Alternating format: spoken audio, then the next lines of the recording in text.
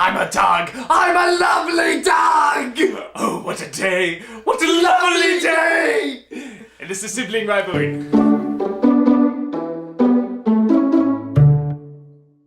Mad Max is back to save a bunch of women from this evil overlord, and that's about it. That is the movie in a nutshell, and probably the most ambitious, yet kind of storyless Mad Max ever.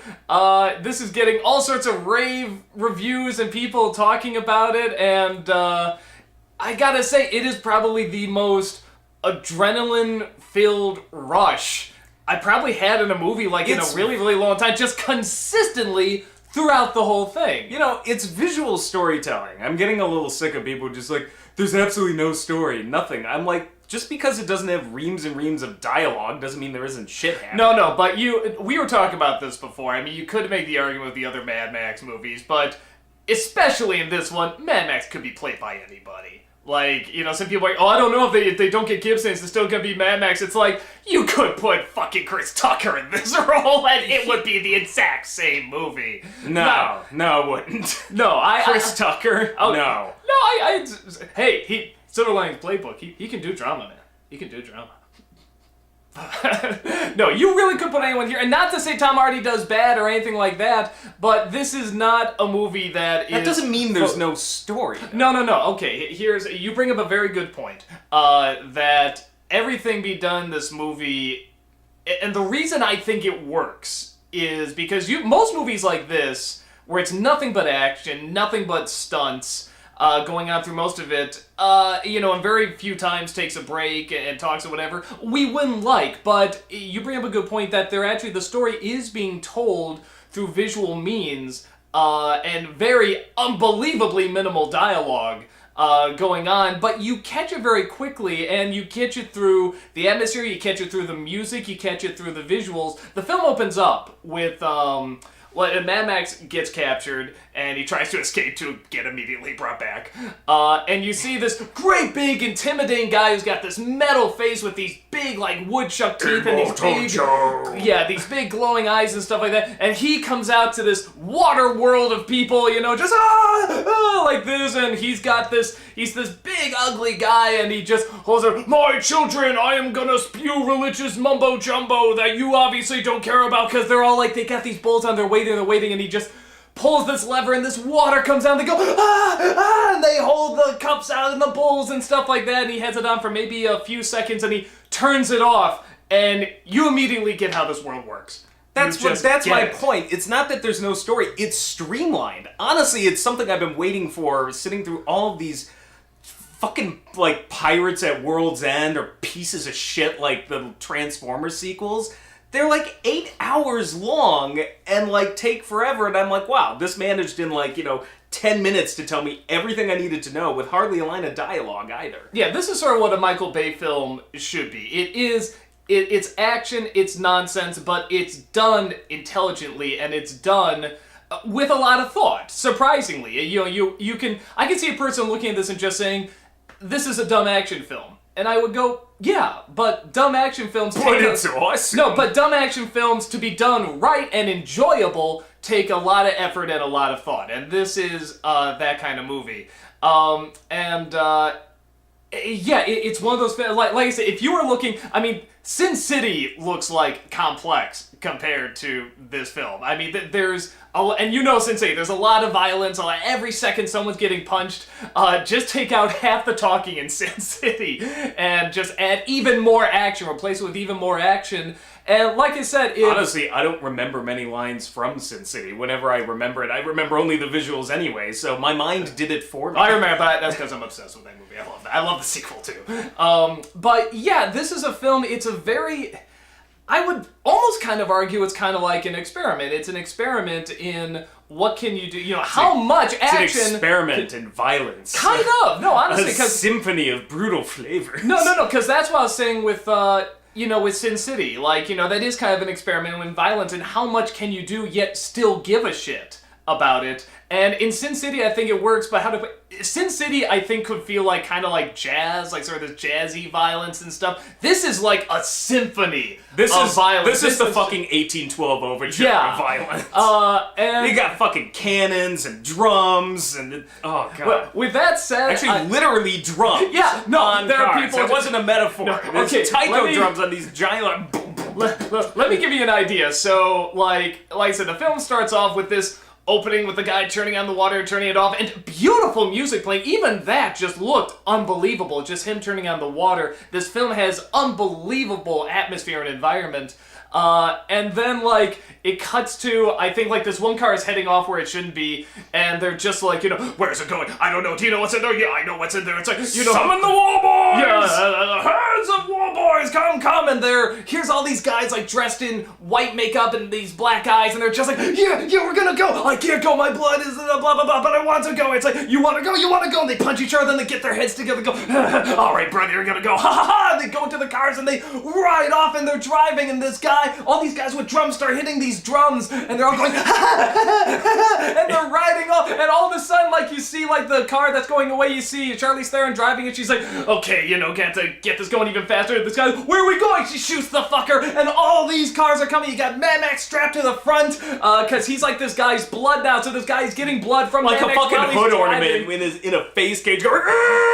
Yeah, and they're driving, and the wind is coming through, and just the fucking topper is that on top of the drums, on top of everybody screaming and going, what a lovely day, and stuff like that. Before the action even really starts, it cuts to this fucking guy with this phallic guitar, this metal guitar, and like this mask on, like playing this metal guitar and with the fire guitar coming shoots out. Fire. He's like, yeah, like I mean, like it's like fire semen coming out of this guy's guitar dick, going, and they're all driving and they're going, what a lovely day! Like that's before the action. Yeah, starts. that's like the prelude. That's your overture.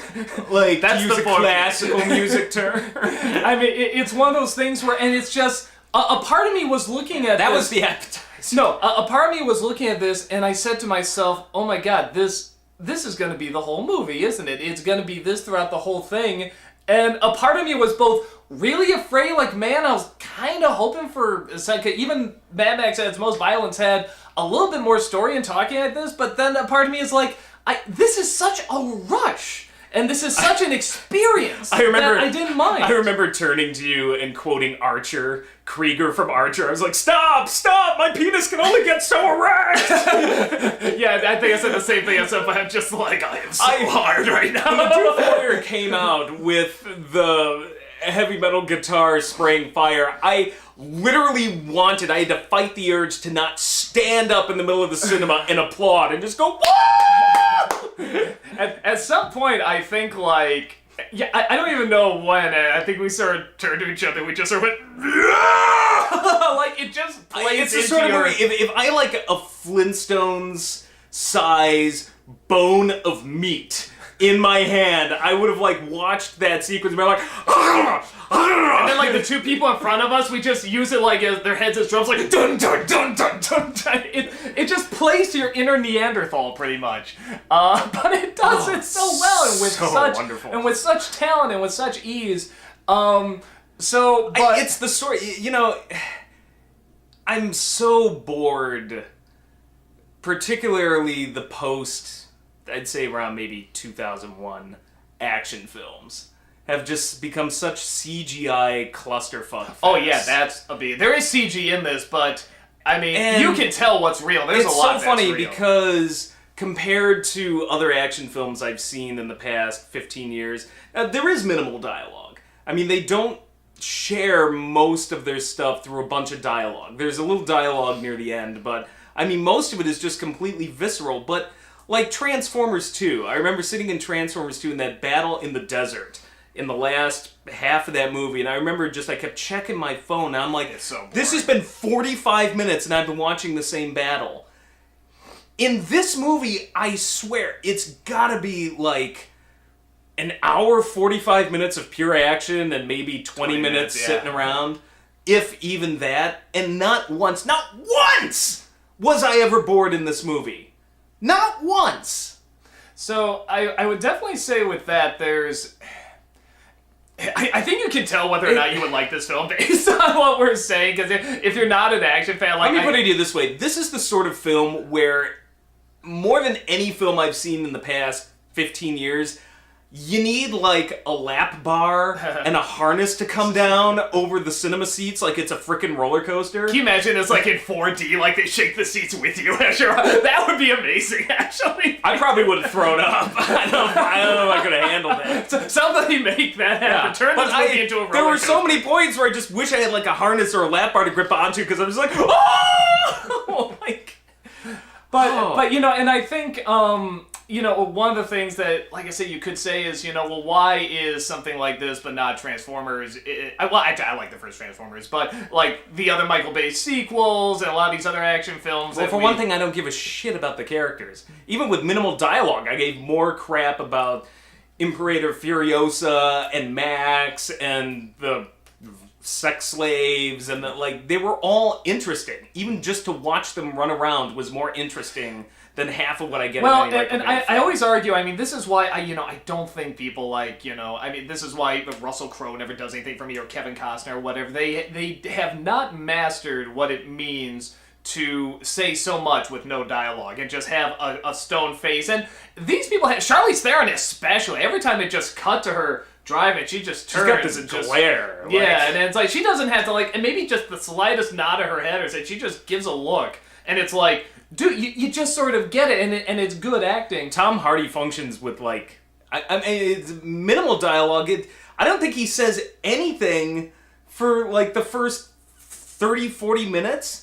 Like he's like got an opening narration. He's got like a cage. Yeah, he's got like a cage over his face, and like it's all like grunts of water. Yeah, water. Like that's his only line. Or that's my head. Like that's. It's my head. It's my head. Like, and honestly, I love Tom Hardy, but he's not always easiest to understand. So I'm like, okay. If he can act with his eyes and his body movements, and I'm like, great, and he does, and it's awesome. So it is definitely, I mean, without any doubt, it's a Mad Max movie. I mean, it's not like I don't know why. I mean, the questions around this film actually really fascinate me, because the Mad Max movies were hits when they came out, but they're not like talked about too much nowadays. Well, it's not like there was a demand, but they wanted to do this. They're film. cult classics. Yeah, but this is a film like the directors have wanted to make for a while, and I think after they did Pig in the City, they're like, you know what, we got even more fucked up imagery in our head, and we gotta get this out, because this movie, like, this was supposed to be a kid's movie, but scaring the shit out of your little kids. I'm talking about Babe 2. If you're like, what, Babe 2? You clearly haven't seen it. Oh, that's a great movie, yeah. It's wonderful, but it's like, it's freaky shit. So that you can tell they're like, we gotta incorporate some of this shit into Mad Max. Like, you know, imagine what we can do now with, you know, with the production and everything. And somehow, over all these years, they got the money to do this film, and so many of the stunts are really there. It's the anti-Lucas. He waited 15, 20 years, you know, whatever, to do this, and instead of using only CGI and filming the entire thing on a green screen set, like, he actually blew real cars up and did this. It's literally like the complete inverse of George Lucas. It's like one good, one evil. Well, I heard they were trying to make this movie for a while. I guess they want to make more. Which is why I think most people thought initially it was going to suck. Because, like, you hear about something being in production hell for, like, 10 years. Mm-hmm. Who would have thought? Like, well, you know, but I guess that's kind of what fascinates me about this movie, is that you have been in production, and most movies in production hell that are focusing mostly on the visuals and the style and the look are usually awful. And they usually look beautiful, but they're usually awful. And it is so fascinating just to see a film that, like you said, it is visual storytelling, but I mean, compared to like Thunderdome or Road Warrior or even the first one, I mean, it's just so minimal in what they say. And how many twists and turns there are in the story. Because, I mean, at least twist and turn wise, there's not that much in the story. I mean, even at the end when they're like, we're gonna go back because it's undefended. I'm like, or they're not. They can't defend the area. I'm like, spoilers. What? Well, no. But I mean, it's you kind of know this is coming, but you kind of go, wait, what? How does that work? How did they? Oh, forget it. I'm just here to see shit blow up. It's Mad Max, and that's kind of what you accept. But like I say, it's done so well. So yeah, I would say if you're looking for like really in-depth character or character study or whatever, because I would argue that like Thunderdome, it did have a little bit, and there was. I mean, I really like Thunderdome a lot. I like what they did with that, and this is just like the You're the one, opposite. dog. I don't get it. I only found out recently that people are like, Thunderdome was the least of the films. Like, what the fuck are you talking about? That is like so clearly by far the best, and like the first one is the least. No, I'll take it. I'll take it on right now. Okay. How many lines can you quote from the other Mad Max movies? Like, not, but like, how many lines Raggedy can Man, I quote? 2 men enter, 1 man leaves, How many lines can I quote from this one? There may be 3? No, but that's why I'm saying. I mean, it's one of those things where it's like, I remember so much more from Thunderdome, and it's like, Mad Max, great action, but I barely remember a thing, and Road Warrior, is one of those where it's like, it's cool, it has a great climax, but if you were to tell me, what happened before that? Guy with a cool mask, but it's cool, but like, Thunderdome was the first one that's like, I remember that story, I remember what was going on, and I wanted to see them get out, I wanted to see them live by the end, and this one, is so strange, because it kind of does the same thing, but with just the opposite way, where there's so little talking. I don't hate Thunderdome, but I know where people are coming from, and certainly Thunderdome's not my favorite. One thing, PG-13 film. I'm kind of. Was it really? Yeah. Wow. I'm pretty sure. It's pretty gritty for PG-13. I know. Well, it was also made in the 80s. Remember, this is 80s PG-13 versus our sissy pansy PG-13 nowadays. But I didn't find it quite as gritty and intense as the previous two, and so I get that. I know where people are coming from. I'm actually kind of with the movie up until the kids, and then for me, it creates kind of an Ewok problem of just like, I don't know if I really wanted to see. Mad Even Max, the kids are drowning in and sand traps, and they lose like a good chunk of them and stuff like that. What makes it work enough, gritty. and why I don't hate the movie, what makes it work enough, I was discussing this with Jim J. Roz when we were filming at the location earlier yesterday, is that there is the fun part of Mad Max is by like, I just got out of the freaking desert, and as far as I'm concerned, you kids have paradise here. And he pretty much knocks that older girl out, ties her to a post, is like, we're all fucking staying. Yeah. And I'm like, once again, like, that's the thing I love about Mad Max, is like, in almost every iteration, like, outside of the first one, before he goes nuts, like, he's just kind of in it for himself. He's yeah, like, he's kind of this thing. But, well, and that's the other thing, too, with this one. For a plot perspective, then they're just like, oh, well, then the other kids escape, and then he's got to go back to Bartertown, and like, I feel like it's really slow. There's something about it that part goes a little slow with me. Yeah. Especially after Bartertown is so amazing, and like the Thunderdome is so amazing and stuff like that. It goes a little slow, but it's like, really? I mean, it's like, I'm just finding out now that people think like lesser of Thunderdome. Like, fucking Tina Turner is in that, and she's amazing. Like, and then Raggedy Man. You and I make quite a pair, Raggedy Man. It's fucking amazing, and the climax is great, and all this stuff there, and I just don't get how people are just like, meh. I'm like, it's fucking Thunderdome. It's the one everybody quotes. It's the title everybody remembers. I mean, it's like, it's fucking Thunderdome. Oh, but that's kind of like, I mean, the same thing happens with, and I think these films are all very similar. It's Sam Raimi's Evil Dead trilogy. Like, even though in many ways I think of Army of Darkness as kind of the most fun, and it's everybody quotes Army of Darkness more than any of the films. Because 2 has so little dialogue. Yeah, but if you ask for people's favorites, they normally are going with 1 or 2.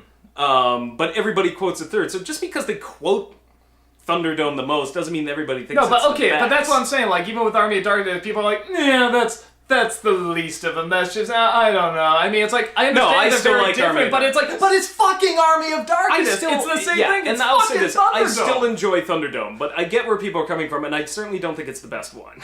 See, I love it. Well, we're getting off topic. Who run Bartertown? Master Blaster. I can't remember a fucking line from Road Warrior, and I love that movie, but it's like, I can't remember a thing they said in there. I remember how it looked. And speaking of Evil Dead, though, I will say this, like, because I'm trying to find a way to describe this film, and this must be what it felt like when people first saw Evil Dead 2, or The Evil Dead, on the big screen. Because the cinematography in this movie is the same kinetic energy in all of those early Sam Raimi films. I remember I turned to you and I'm like, this is the best Sam Raimi film I've seen in 15 years. It's sad, but I'm like, I wish Sam Raimi would watch this movie and take notes and be like, remember when you used to do this? Like, this sort of movie? He does that sometimes. Drag Me to Hell. Drag Me to Hell was fun, but it still wasn't like... Let me put it this way. Drag Me to Hell was fun, but it was certainly not what Mad Max is to Miller's earlier work. Like, this movie, to Miller's earlier work, is even crazier and more outrageous, and he knows how to use the CGI to his advantage. The cinematography and the kinetic energy in this film, it's just such a wild ride. It's just like it's really the best Sam Raimi movie I've seen. Well, since, what it catches that I think Sam Raimi caught so early on too, and I think I know what you're talking about, because after you have visual storytelling for one thing. Each shot. Sorry. Each shot serves a purpose, and people are like, "Well, it's what anything a camera does is just," but.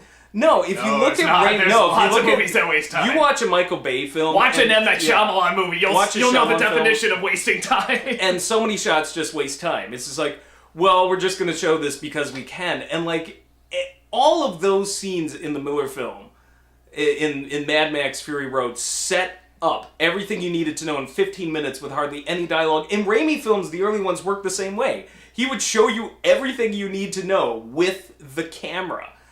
And it's almost a lost art, which I think is some of the reason why critics are responding to this, is they see that. Well, here's the thing, too, that I think really reminds me of the old Raimi, too.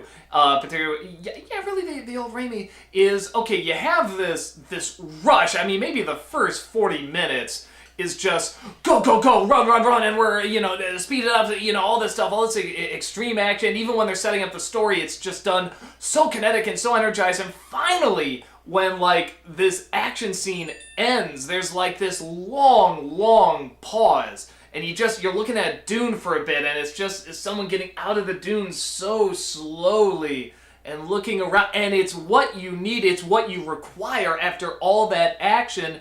And I've never seen something like Michael Bay do that, where it's like, well, now we need to talk about other shit. Well, now we need to do the comedy part. Well, now we need to do... And this one knows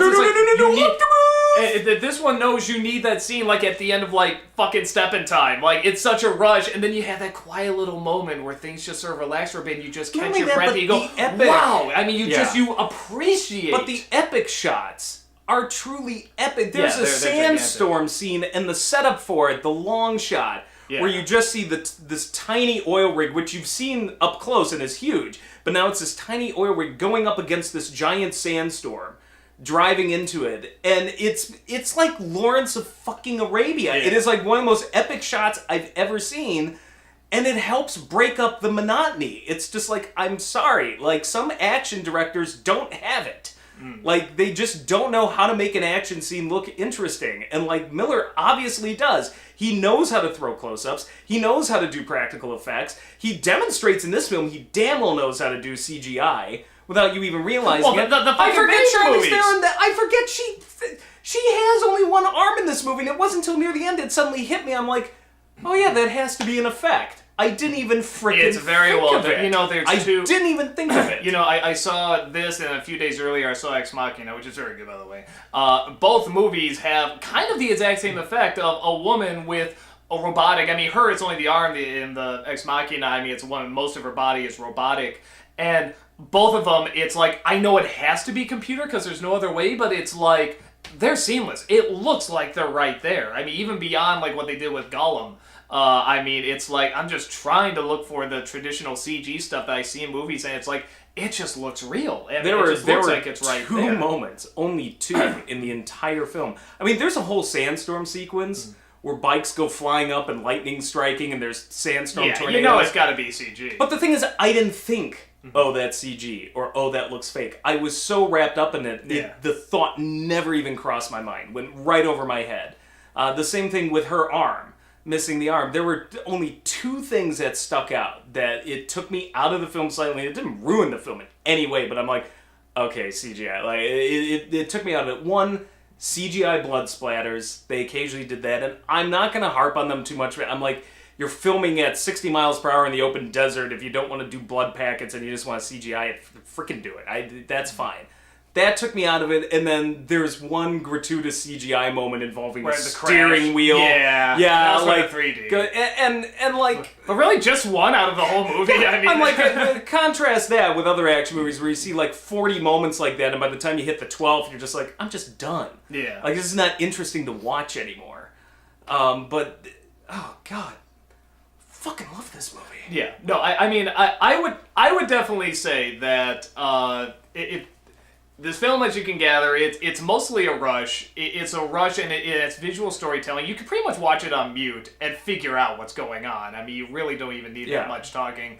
Which is much... I come from a writing background, so I want to be like, oh yes, it's all in the dialogue and it's all in the writing, but really, when push comes to shove, I think it's still shooting a something as a silent medium, or shooting something as a kind of silent movie, like it has to be all visual, is so much harder. Because you have to constantly stay visually interesting. You can't rely on dialogue and just say, okay, say this, say that, to impart our information. And we've forgotten that. Like, yes, I love the Nolan films, I love The Dark Knight, but, if you want that, go nuts. If you want that in your action movie with reams and reams of dialogue and all these important philosophical Matrix-like speeches, and go ahead. But sometimes I'm just like, just tell your story with pictures! Like, that's what this is for. And people are just like, oh, well, there's no story. Therefore, I'm like, there's plenty of story. It's told with pictures! Because it's a visual fucking medium! But like I said, with that said, I would be lying if I said going into this I thought I was going to get a touch more talking and a touch more character. Because like I said, because I did get that from Thunderdome, not as much, and even in the first Mad Max. I honestly thought it was a relief. It was such a relief to not have that. But no, yeah, well that's why it's such an interesting film, because it's, what it does is so well, but the stuff that usually makes a good movie is, especially a good action film where it's like a balance of them, it isn't here. It sort of takes this one element and just pushes it all the way forward, but it does it so well. And I think, too, there's just a burnout. Like, I love the MCU movies, Avengers, but it's the same thing with all of those. Like, I mentioned Dark Knight, but, like, even with those, it's always like, well, we have to do this to get this Infinity Gem, but then we have to defeat it. It's like all of this dialogue explaining what you're going to do. And I guess maybe this film is so refreshing because I'm just burnt out on that. By all especially this after something like comic Avengers book, 2, which we liked, but comic book gobbledygook. And I say this as somebody who read comics, and I love comics, but after a while, when that's all you get summer after summer, after I'm like, you know what? I don't want this stuff explained to me with all this dialogue. Just show me something. I'd be curious how this film holds up, like, maybe 20 years from now, which is not all to say, like, it would be bad. I think it would still be very good.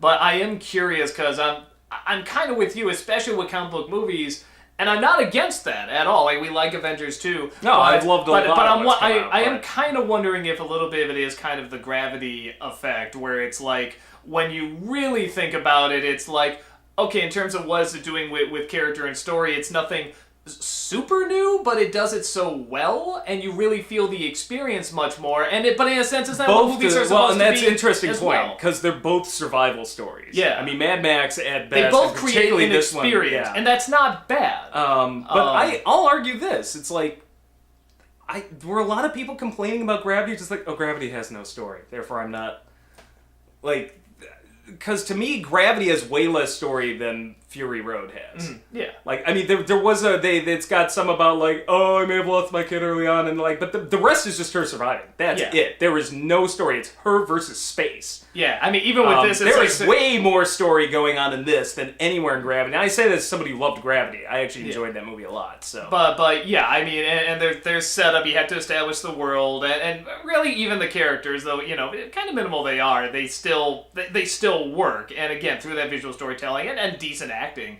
And it is mostly survival, and then at the end it's kind of like, okay, well, technically it's survival, but there's like more of a strategy to it.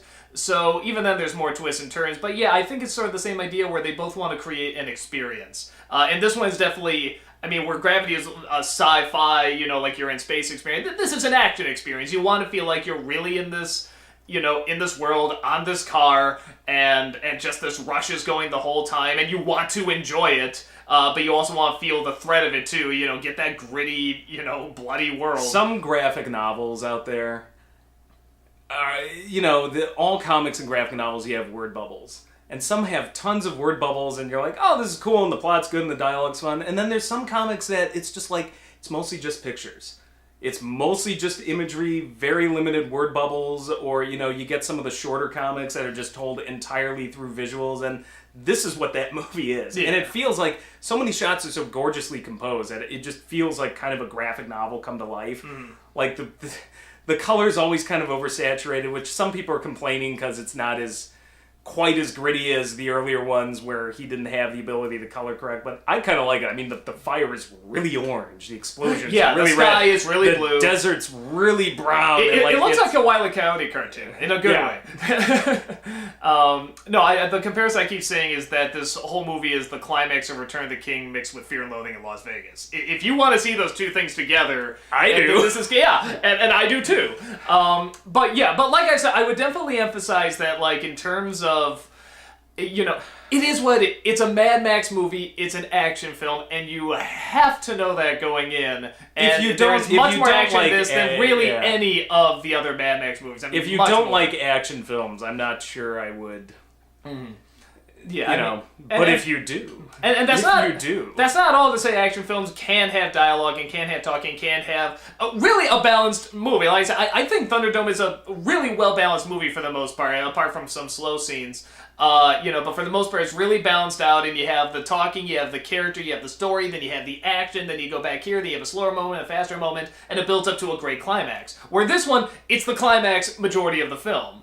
But it's such an interesting experiment, and it works. They make it work, but that is what you are going to get. Do not expect anything like, oh, well, look, 98% Rotten Tomatoes, this must really dive into the psyche of Mad Max and our characters. It's done very well, but it is one element, stretched throughout the whole thing, and it's still, there is a story and there's visual storytelling, and you're very much right, the minimal ism is still there in how they're telling the story. But there's a psyche to the character. He just doesn't say it. It's not said through a lot of dialogue. No, but not like you wouldn't argue this like, okay, not like fucking whatever, like The Dark Knight or like even the Marvel superheroes or something like that. I mean, you get this guy very quickly, but neither were the other Mad Max. It's not heavy on overtly spoken philosophy. Yeah, no, Leave it at that. But the same thing with the other Mad Max movies, where it's like Max is, he's the observer, and that's what the Millers do. They put in observers to these strange, crazy worlds,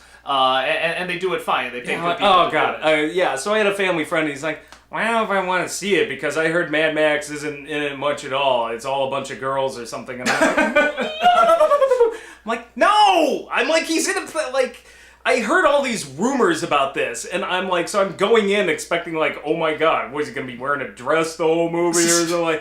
Like, not that I would, actually, that would be kind of awesome. I'd be so fascinated how they would work that in. Yeah, but, like, I heard all these rumors, and I'm like, okay, so, like, I went in, like, expecting something, and I'm like, nothing! There ain't, like, nothing wrong with it. It's, like, he's in the beginning, he's in the entire movie, he basically, like, somebody's like, we could take orders from chicks. Did you hear? He takes orders from... Oh, you mean like in Thunderdome where he's looking for a job and takes orders from a chick? Did we completely forget Thunderdome, by the way? Because everybody's like, well, that's not Mad Max. That's not Mad Max. I'm like, really? So when he goes in looking for a job from Auntie Entity, where she completely screws him, like kicks him out into the desert once, he meets up with a bunch of children, has to come back. Led by women. led by women, comes back, then basically gets wound up in a battle there, and then Tina Turner comes up, Auntie Entity comes up again, and is like, looks like we made quite a pair, Raggedy Man.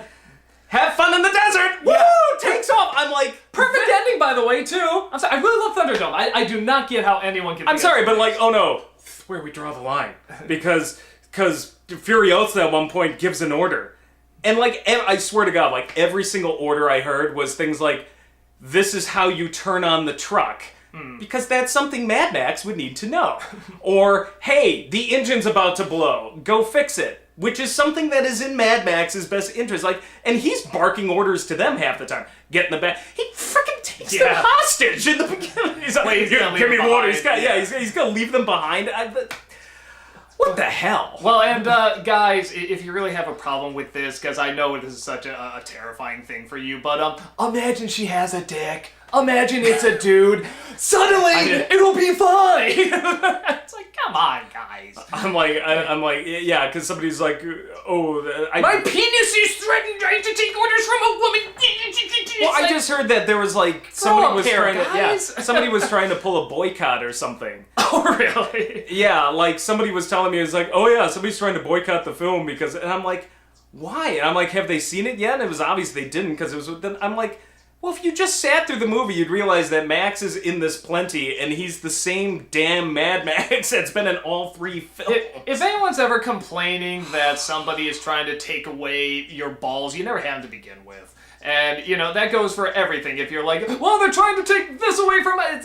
No, it's so clearly not how this works. I wanted an awesome action film with a bunch of explosions, with Mad Max in it, with car chases and sandstorms and all of this. And all I got was a chick flick. There were women in it, so clearly it's a chick flick.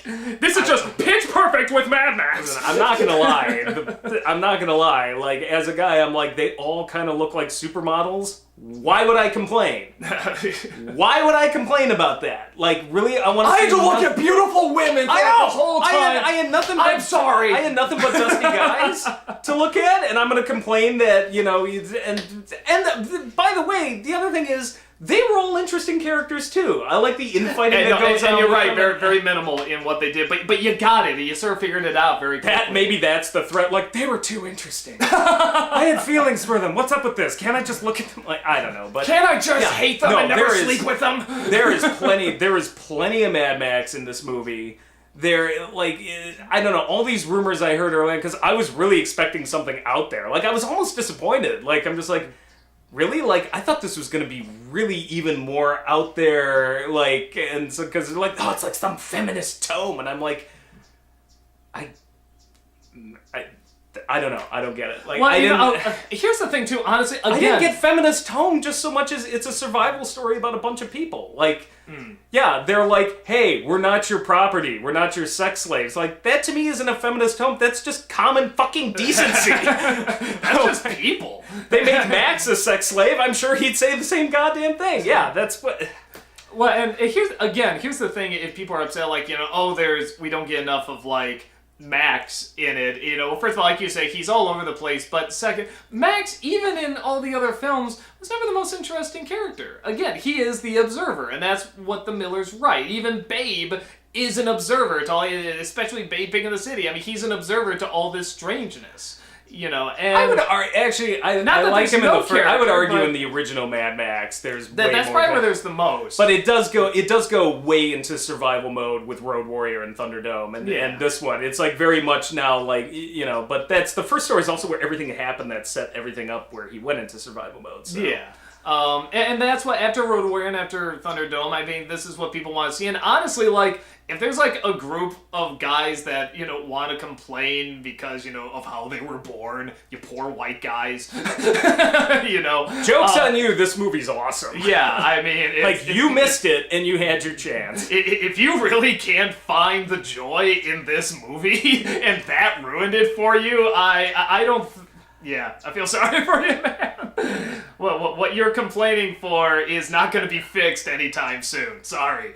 There's going to be more women in action films. Hey, remember that time when we turned Aliens off in the last 20 minutes because it turned into a chick flick? Remember how I avoided Tomb Raider because it was a woman as the main character? I had to look at this hot woman with big breasts. What a terrible idea. And they're still not making female superhero movies because of this. I mean, I'm hoping Wonder Woman changes that, but it's like, guys, fucking gold mine. I mean, even if, like, you're mostly men watching this or whatever, it's like, fucking look at this. Look at Tomb Raider. Look at what they've done. Give me a good action movie, and I don't care if it stars a squirrel. Yeah. Actually, that might be awesome. We did. It was called Guardians of the Galaxy.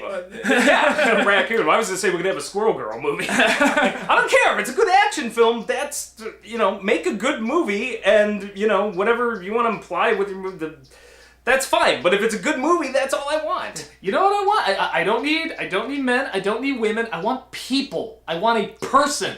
You know, a good, interesting person and people, characters. That's what I want. You know, I don't care what you make. You can make him a raccoon. You can do whatever you want. Just make him interesting. We have such simple tastes. I know. God, what's wrong with us? You want to see people and explosions? You're not a real man. Yeah, we should just turn our balls in. Silly us. Hey, I don't know, it seemed to me like the showing I saw, there were a lot of guys there, but there were a ton of women there, and they seemed to be having fun. Any action movie where you could have, like... I know tons of women that want to see this movie. Lindsay's seen it, like, what, 3-4 fucking times in one weekend? Oh, yeah, like, she's in love with this movie. She, like, blew $50 on it, so... Yeah, I don't subscribe to this thing, like, you know, This one weekend, I saw both Pitch Perfect 2 and Mad Max. I saw Ex Machina on top of that. I'm not gonna lie, I liked Mad Max a lot more than Pitch Perfect 2, but I actually liked Pitch Perfect 1, so... Yeah. We're not mad! We're not mad! Infer from that, whatever you want. The vagina's bad! Aka, excuse me? And you quote the worst line in the entire movie. That was Aka awkward.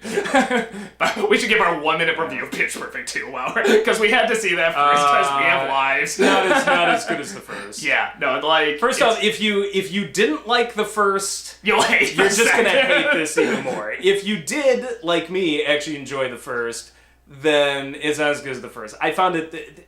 I would give it like a C. It's like a C movie. It had like it's a lot of repeat jokes and half of them don't work, but there's like a handful of good enough jokes. I'm like, I'm glad I saw that. Like, you know, it was good enough. So yeah, and Ex Machina, like I said, is very, very good. I like the soundtrack to the first one more because I was telling Brad about it. He's like, yeah, I haven't seen Pitch Perfect. The trailers looked awful, and I'm like, well, I thought the same thing because I saw it like we were flipping through on stations, and I just landed on it. I'm like, all right, I'll watch this for a couple minutes, and then I started laughing. I'm like, oh, wow. Actually kind of funny, kind of funny, yeah. But I was telling him, I was like, yeah, but the soundtrack has total 80s and 90s awareness. I mean, it opens with I Saw the Sign, and Brad was like, it opens with fucking Ace of Base? All right, I'm in. I'm Netflixing this. Brad can't like that. It's Jax. You can't like it. Mad Max. Taken away from Jax. Ruined. I'm sorry. This could be like a very small group too. They're just really loud, but it's just so funny. I think they are. Like, you're losing. Don't you see? You're losing. Options, variety. Get out of your one-track mind and see all the options. And it's got to be a small group because the movie did like 45 million. Yeah. I mean, Pitch Perfect. And Pitch Perfect did perfect. Did better. Yeah, it's like you're losing.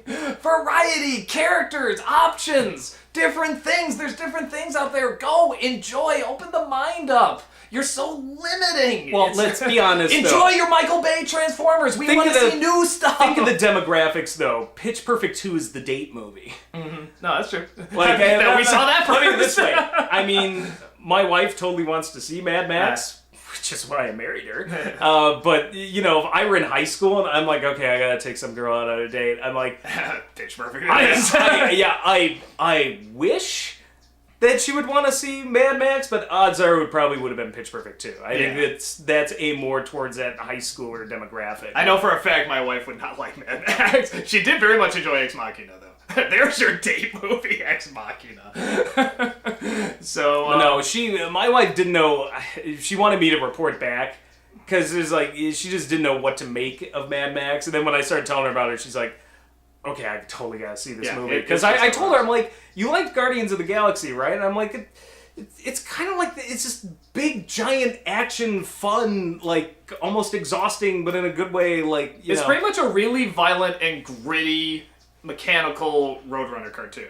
Yeah. It's just one set of people. Just replace the Coyote and Roadrunner with one big set of people with a smaller set of people, and and one's chasing the other. Like, through the desert, that's kind of it. Oh, it's so bad. And it's just crazy. As silly. Like, there are times where we were laughing during this, like, not because anything funny was happening, because it was just so extreme and so insane, we just had to laugh. Well, somebody's like, well, there's no comedy in it. I'm like, it depends on your viewpoint. Because I laughed hard Yeah, for large chunks of this movie. When just that guy with the guitar comes on, I mean, I think we just lost it. I mean, we just the dude, the freaking Chinese acrobats on the Cirque du Soleil poles, you know, like taking like I was laughing hard just because I'm like, this is so batshit crazy. It's one of the most amazing things I've ever seen. If you're not laughing and having a good time when that guy with the guitar comes on, this is not the movie for you. And you know what? Yeah, really, if by that point you're not into it, just leave. Yeah.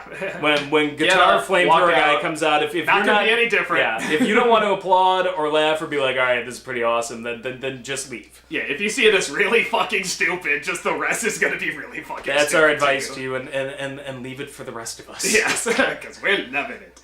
So, yeah, that's about it, and we'll see you next review. Later.